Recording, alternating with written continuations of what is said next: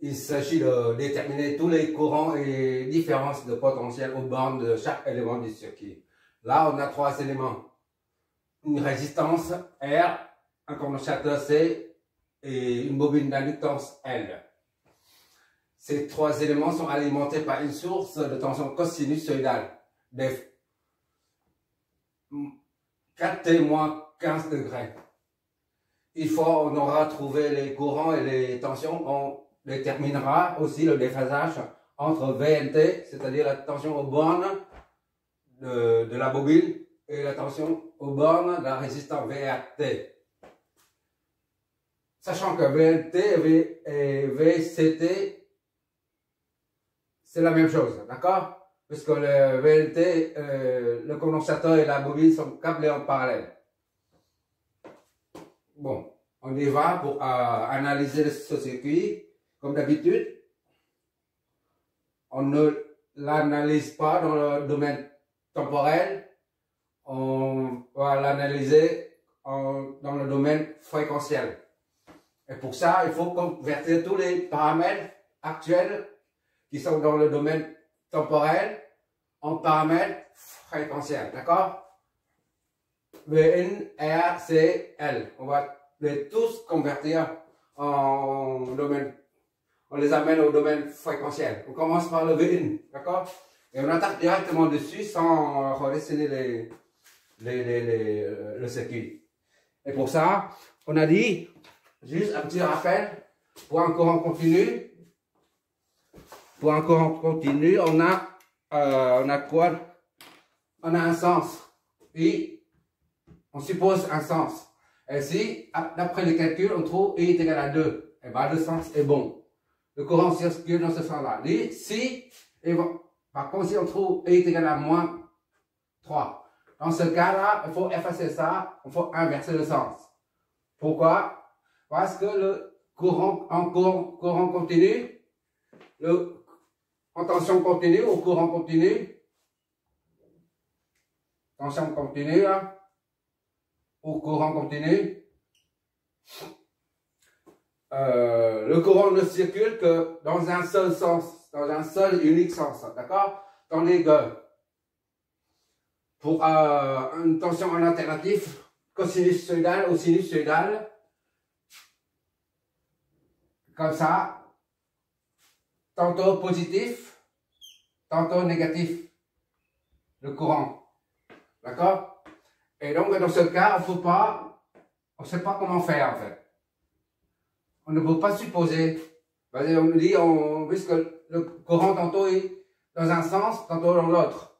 Donc, comment on fait pour supposer? Si on suppose que le courant va dans ce sens-là, courant alternatif, CA comme alternatif. Mais si on trouve, par exemple, CA est égal à 2 ampères, mais sachant qu'après, le courant va changer de sens. Donc, si on suppose un sens, ça n'a pas de sens. Et pourtant, il faut bien qu'il y ait une source. Dans un circuit, il faut bien une source et un récepteur pour pouvoir l'analyser. Donc, il faut une source. Donc, d'après la convention récepteur de la source, pour une source de tension ou de courant, la flèche de tension et le courant sont dans le même sens. D'accord? Il faut bien qu'il y ait une source.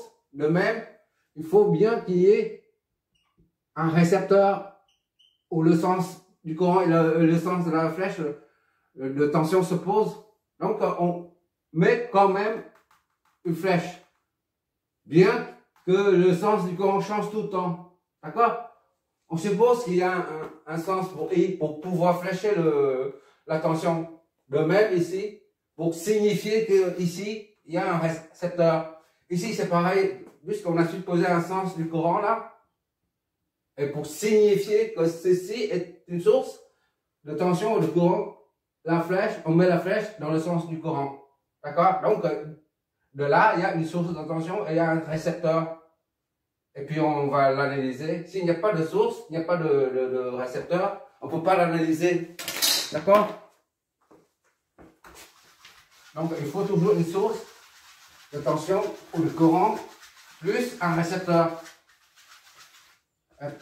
Pour ça, on suppose quand même, on dessine quand même une flèche. Ça c'est I qui passe dans IR aussi. Disons c'est I là, c'est IR. D'accord? IRT. C'est demandé IRT. Après ICT. Ça vient ici ICT. ICT. Et ici c'est ILT. On suppose, hein? ILT. On l'analyse en régime permanent, hein, parce que c'est pas marqué régime transitoire. C'est-à-dire que le circuit est fermé à fonctionner depuis 2 minutes, par exemple. Les courants sont stabilisés, d'accord? Voilà, une fois on a tout ça, il faut les flèches de tension. Ça c'est V source, VS, V1. D'accord? Et ça c'est un récepteur, les deux flèches s'opposent. Celle de tension et celle du courant s'opposent. V, RT. Et ça c'est un récepteur, les deux flèches s'opposent. V, NT ou VCT, c'est la même chose. Je note quand même VCT. En sachant que VCT, c'est la même que VNT ici. Puisque les deux éléments sont, le condensateur et la bouillie sont en parallèle, sont couplés en parallèle. VNT. Voilà. Donc maintenant on voit les récepteurs et une source. C'est comme ça qu'on peut analyser. Même si le sens du courant change tout le temps. C'est-à-dire la tension aux bornes suivent en conséquence. En conséquence, ça suit tout le temps, ça change tout le temps. Bon, maintenant, il faut... La phase de préparation du circuit à l'analyse est terminée. Maintenant, il faut passer à la conversion. Il faut amener tout ça, ça, en domaine fréquentiel. On commence par la source de tension, qui est V1, qui est T, parce qu'on est dans le domaine temporel. Sinus de 4T moins 15 degrés. Pour la transformer en fréquentiel, c'est-à-dire il faut transformer ça en phaseur, d'accord, ou en nombre complexe. Bon, disons maintenant c'est un nombre complexe. On ne parle plus du tout de phaseur, parce que phaseur c'est un nombre complexe, d'accord. On supprime le T, il n'y a plus variable. V1 a un chapeau comme nombre complexe. L'amplitude, on reprend, et puis la phase, moins 15 degrés. Voilà, ça c'est en volts. Premier paramètre qui est mis, qui est converti en domaine fréquentiel. Deuxième paramètre c'est ZR par exemple. ZR c'est A plus JB. Puisque un nombre complexe est composé de deux parties. Partie réelle et partie imaginaire. La partie réelle en l'occurrence c'est R. Et la partie réelle est nulle. Il n'y a pas de J. D'accord? Plus J fois 0. Voilà. Donc c'est R plus 0 est égal à R est égal à 60. Et 60, c'est un réel. Il n'y a pas de J là. 0 J. ZR est égal à 60, 0 ohm. Deuxième paramètre. Le troisième paramètre, c'est le condensateur. Sous forme de nombre complexe. XC, c'est-à-dire en domaine fréquentiel. Quand on parle d'un paramètre qui est exprimé sous forme de nombre complexe cartésienne, sous forme cartésienne ou polaire, peu importe, ou exponentielle, il s'agit d'un paramètre en fréquentiel, d'accord? XC est égal à moins J sur oméga C. D'accord? C'est-à-dire 1 sur J, 1 sur oméga C fois moins 1,90. Voilà. Ou moins comme ça, là, si tu veux. C'est la même chose. D'accord? Donc, c'est égal à 1 sur oméga C. Oméga, c'est 4. C, c'est combien? 10 milli. 10, 10 en moins 3. D'accord? Moins ça, et 90. Qu'est-ce que ça nous donne, la calculatrice? Ça, c'est le résultat. Oui.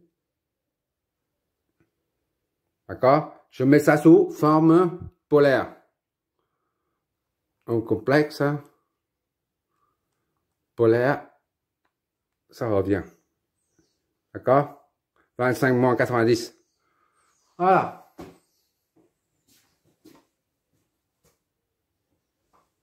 X est donc est égal à moins 25J ou bien est égal à 25 moins 90.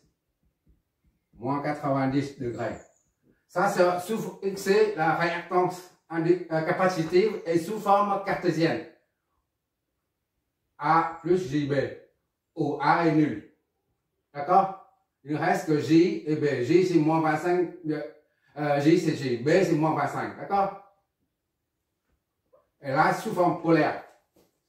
Tout ça, c'est en ohm. On est en train de convertir les paramètres du domaine temporel en ce fréquentiel. Qu'est-ce qu'il nous reste encore? Ça. XL. D'accord? XL est égal à J oméga N dans le domaine fréquentiel.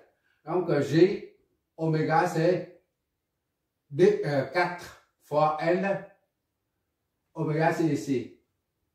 Oméga est égal à 4 radians par seconde. D'accord? Et L c'est 5. Soit XL à 20 G. Or, G est égal à 1,90. D'accord? Soit XL est égal à 20,90. On laisse ça comme ça. On n'a pas besoin de nombres complexes. On verra si on en aura besoin ou pas. Pour l'instant, on laisse ça comme ça, sous forme polaire. Si tu n'arrives pas à comprendre ça, tu regardes les 3 vidéos. Les 3 premières vidéos concernant le phaseur et les réactances additives et capacitives. D'accord? Et qu'est-ce qu'il nous reste à faire? Maintenant, il faut trouver l'impédance totale. Donc, l'impédance totale est composée de R, de ZR, plus la combinaison des deux en parallèle. D'accord? Maintenant, on va faire la combinaison des deux en parallèle déjà. On va appeler la combinaison des deux là, CL comme ZCL. Voilà. ZCL est égal à ZC, d'accord? XC plutôt. XC parallèle à XL, d'accord? Ou ZC parallèle à ZN, mais j'ai pas mis, ça c'est ZC si tu préfères. D'accord, c'est la même chose. Et ZN, d'accord? Donc on met ici ZC parallèle ZL. Voilà, comme ça. Soit XC parallèle à XL. Voilà, c'est la combinaison des deux en parallèle. C'est égal à ZCL est égal à XC fois produit sur somme. D'accord? Et ça, ce sont des nombres complexes. Tu prends ici, XC c'est ça. D'accord? 25 moins 90. 90. D'accord? Fois XL, 20, 90. D'accord? Le tout divisé par on est en train de calculer dans le domaine fréquentiel. D'accord? C'est fini. Quand on a trouvé ça, tout est terminé le domaine temporel. On n'y pense plus. Maintenant, on manipule, on calcule tout en fonction des phaseurs, en fonction des quantités, des paramètres en fréquentiel. D'accord? XC, c'est 25 moins 90 plus XL, 20, 90. Tout ça nous donne combien? ZCL est égal à... Voilà le résultat. D'accord? Maintenant, on convertit ça en phaseur ou en forme polaire. C'est la même chose. La forme polaire. Voilà. Ça nous donne combien ça? 190. OK. 190. 190 degrés. Ça, c'est en ohm. Voilà.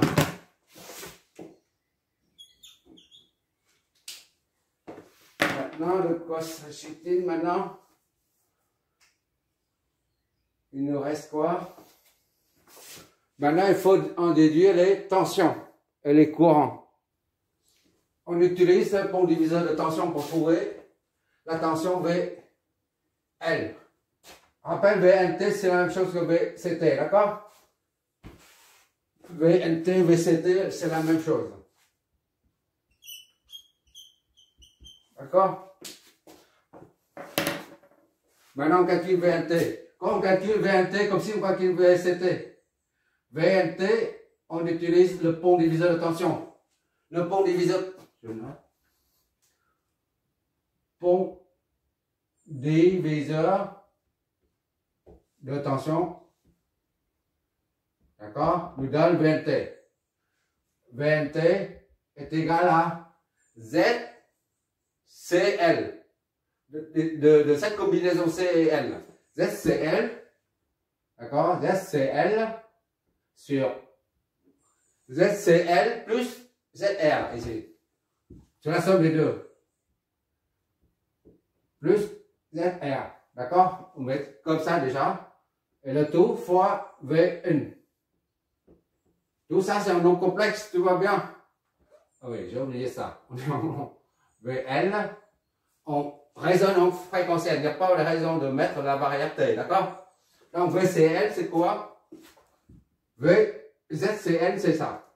190, d'accord? Tout ça divisé par ZCL, 190, d'accord, plus ZR. ZR, c'est 660 et 0. Le tout multiplié par VN. VN, lui, il est là. 20 moins 15 degrés. Fois 20 et moins 15 degrés. Qu'est-ce que ça nous donne? VL et donc est égal à calculatrice.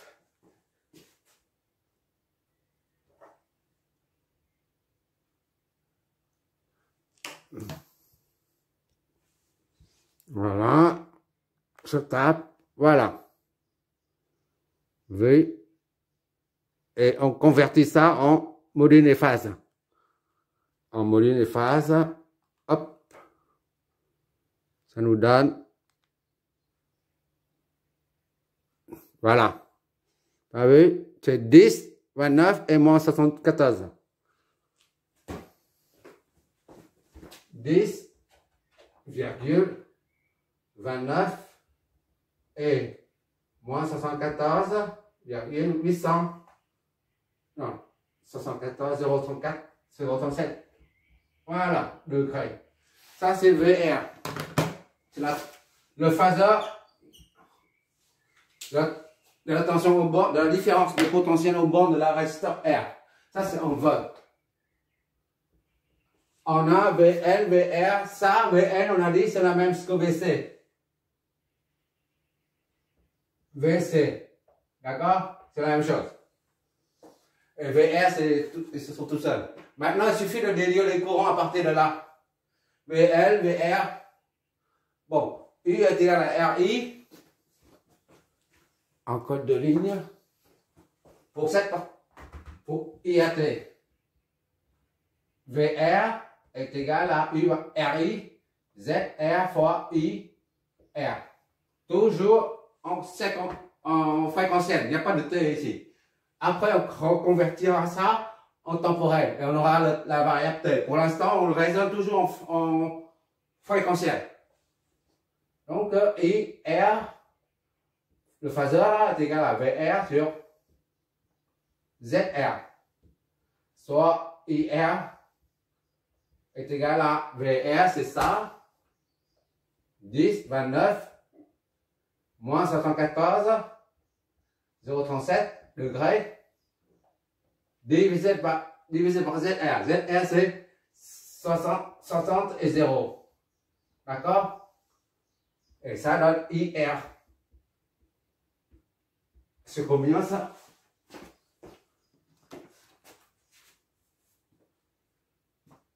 C'est-à-dire ça divisé par 60. D'accord?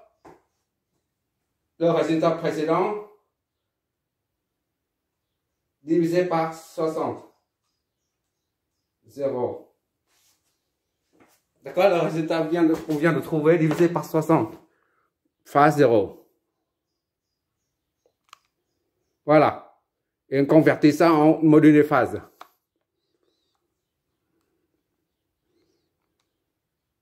Voilà, 0,171 et moins 114.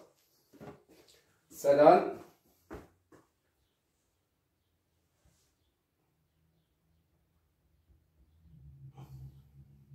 moins 74,037 degrés. Ça, c'est en ampères. Voilà. IR, il est là. Et maintenant, ICT et ILT. Et après, ça sera terminé. D'accord? I fourni par la source, c'est la même que IRT. Il passe par la résistance. Autrement dit, ça est égal à ça plus ça. D'accord? Il somme si tu veux. IRT maintenant I pour le VCT, VNT déjà. VNT, VL est égal à ZL. ZL c'est ça là. ZC c'est ça. ZL c'est ça. D'accord? ZL fois IL. IL c'est toujours en phase. En phaseur. IL est égal à VL sur ZL. D'accord? Donc, IL est égal à VL. VL, c'est là. 17, 15. 17, 15. Et la phase, c'est 15,